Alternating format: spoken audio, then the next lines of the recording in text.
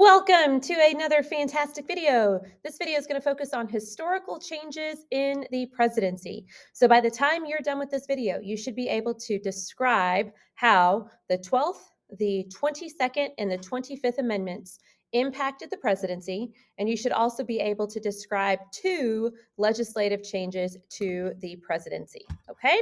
So starting off with those constitutional changes. The First Amendment that really impacted the power of the presidency was the 12th Amendment.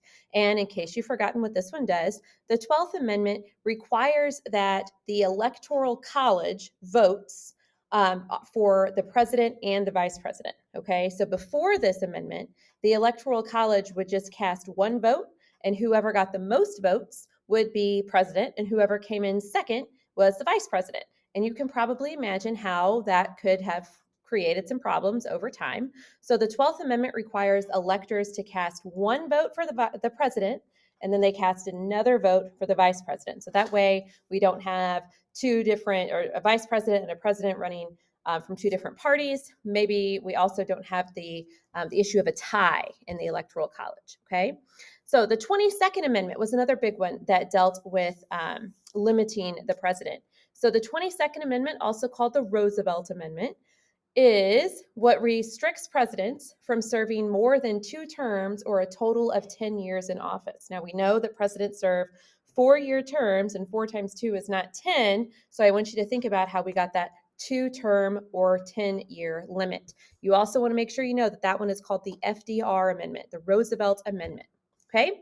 Next, we've got the 25th Amendment. And this one actually, it didn't necessarily do anything new, but it just kind of clarified some things about the president and the vice president that was already kind of assumed in the Constitution, but it wasn't really spelled out. So the 25th Amendment says if there's a vacancy in the presidency, then the vice president takes over. Okay, so if something happens to the president, they've died or they've resigned or they've been removed or whatever, then the vice president takes over. Okay, it also tells us that if there's an opening in the vice presidency, then the president has to appoint a new vice president.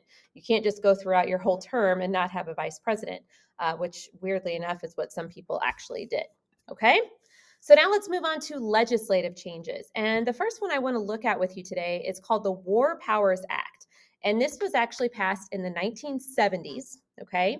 And the goal of this act was to kind of rein in the president a little bit when it came to making military decisions. Okay. So the last time in our country that we had a declared war, where Congress actually declared war, was World War II. Okay. And we know that we have been in combat, we have been at war more times since World War II. So since Congress hasn't declared war on those more current things like the Korean War and the Vietnam War, the president has just kind of at that time been making military decisions, sending troops wherever he needed to send them. So Congress passed the War Powers Act to kind of reclaim some of their authority because the Constitution says that Congress can declare war. And we're going to look at the War Powers Act a little bit more in class.